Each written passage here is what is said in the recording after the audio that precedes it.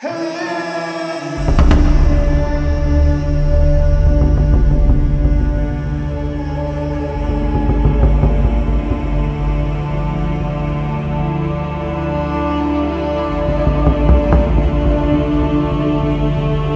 puso ng Afghanistan, andun yung mga bundok na para mga ancient bouncers sa nightclub, naglalakihan at nagtataasan. Dito ang buhay ng mga tao ay parang nakikipag-breakdance sa lupa.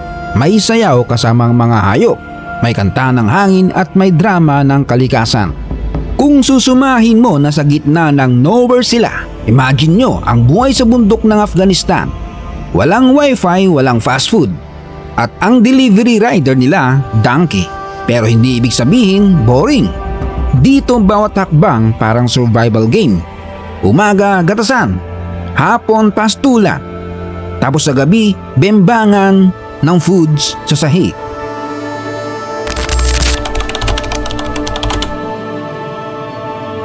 Tito John's TV.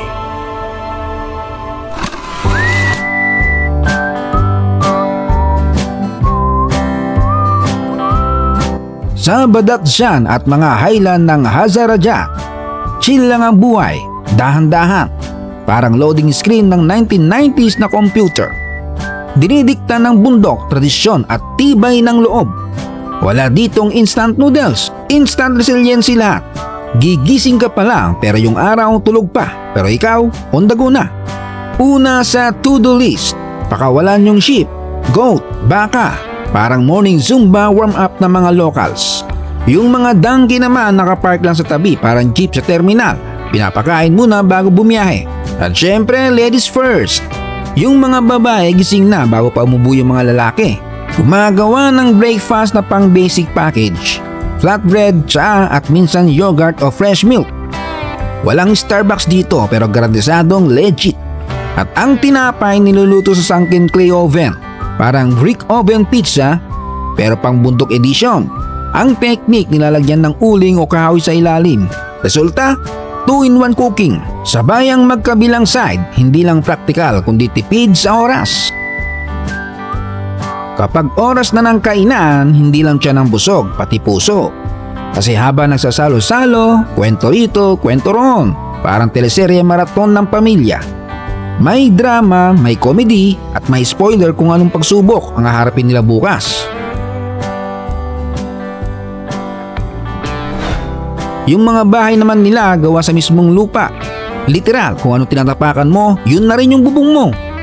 Testament daw yan ng tibay at diskarte ng mga Afghan na kahit nasa hardwood na lugar sila, tuloy lang sa laban. At dahil puro bato rin ang bundok, abay ginagamit na rin nila. Mud brick walls na may stone foundation, parang bahay na may kontrabagyo upgrade. Kapag malalakas na hangin o seasonal ulan, hindi basta-basta nagko-collapse. Flat roof fan design, practical yan. Pwede ka magpatuyo ng prutas, mani at herbs. Parang rooftop drying service. Tapos sa gabi pwede ka rin tumambay doon para magpahangin. Walang aircon, pero all natural, chill mood. Pero syempre hindi lahat chill. Dito bawat takbang kailangan calculated. Imagine mo yung isang pastol galakad sa bangin na masikip pa sa EDSA rush hour. Isang maling apak, goodbye world ka na. Kaya every step para may kasamang dasal. At sa umaga milk time na agad. Yung gatas ng goat at baka hindi lang pang inom. Ginagawa rin nilang butter, yogurt at soft cheese na pwedeng tumagal ng ilang linggo. Parang all-in-one dairy combo meal. Kung sa atin may 3-in-1 coffee, dito may 3-in-1 gatas package. Eto na, mga farmers dito hindi lang basta nag-aararo.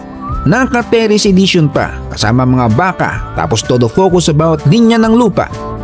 Dito bawal ang sayang na buto, lahat may destinasyon. Parang MRT ticket na hindi pwedeng mawala. May rice field pa rin kahit isolated. Nagtatanim sila ng barley, patatas, beans at minsan apricot. Ayos, may fruit surprise pa.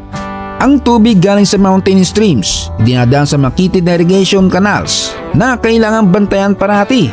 Dahil isang bara lang, pwede na maging swimming pool ang palayan. Transport dito halos wala. Ang tunay na bida, donkey at kabayo. Kung may Shopee rider tayo, sila donkey rider. Hatid sundo ng firewood, damo para sa hayop. At minsan feeling Uber din kapag kailangan. Kung wala sila, game over na ang buhay sa bundok. Yung mga village dito nakahilera sa gilid ng bundok. Pag taglamig, cut off ng snow. Pag summer, rocky road ang daanan. Kaya dito para makasurvive dapat focus at may tiyaga. Pero kahit hardcore struggle may beauty rin. Imagine pag sikat ng araw, glowing pink at gold ang bundok. Background music, flute o dasal. Parang soundtrack ng National Geographic. Samantalang yung mga bata naglalaro sa bato. Hindi Lego, hindi Roblox. Bundok at batuhan ang playground. Tawanan nila umaalingaw-ngaw sa buong lambak. Parang Dolby Surround Sounds pero libre.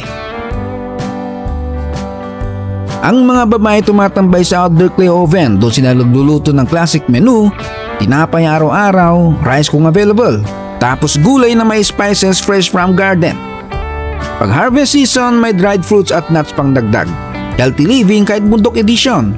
Pero hindi lang pagkain yan, community bonding rin habang nagluluto. Parang fiesta na may dalang tinapay at tsaa, tapos sharing is caring ang peg.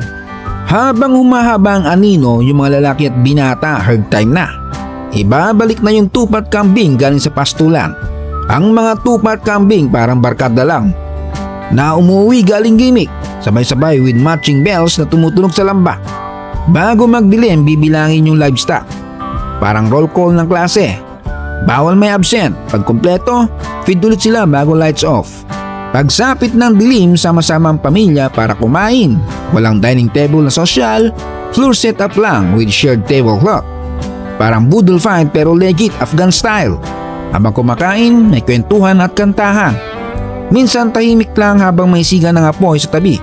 Parang camping pero araw-araw. Bago matulog, check muna ang security system. Sisiguraduhin ligtas ang mga hayop sa wolves o magnanakaw. At syempre, yung mga donkey nakapark malapit sa bahay. Sa kanila kasi ang donkey ay parang kotse na rin, kaya dapat naka-handbrake bago matulog. Social life simple pero puno ng tradisyon. Pinakamatindi ang banding tuwing kasal. Kaya sa valley na ito, ang marriage hindi lang union ng dalawang tao. Heartbeat ito ng buong village.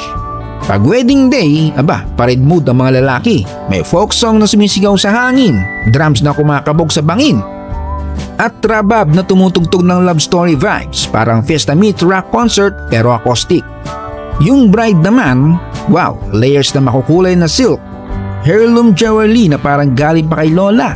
Eskortado siya ng buong respeto, parang reyna ng bundok. At syempre dancing, yan ang pinakapuso ng selebrasyon. Ang mga lalaki, nasa malaking bilog, parang Zumba session na may traditional soundtrack. Mga babae naman graceful dance sa sariling grupo. Yung skirt nila embroidered at fluttering parang festival banners. Pero syempre balik tayo sa realidad. Ang buhay sa bundok ng Afghanistan hindi biro. Matarik na daan sa malamig na winter at resources na limited edition lang. Pero kahit ganon, buhay sila dahil sa katatagan para sa pamilya, pananampalataya at tradisyon. Mula sa paggatas sa umaga hanggang sa pagpastol sa hapon, bawat gawain parang pagsubok na minsan matibay at minsan na panghihinaan din. Pero laging may halong ganda at hirap ng highlands. Kung iniisip mong mahirap na ang buhay mo sa syudad, ibang level ang struggle sa bundok ng Afghanistan. Pero kita nyo, kahit ganon, hindi nawawala ang saya, musika at tradisyon. Kaya tandaan, pamilya muna bago lahat. Like, share at subscribe bago matulog. Isang mabilisang shoutout kina Gam MTV from Cebu City, Mix Alabamba, Edwax from Dubai, Rene Boy from Pagadian City, Zamboanga del Sur, at Michael Tabada ng Al Barsha, Dubai. Salamat sa panonood, hanggang sa muli.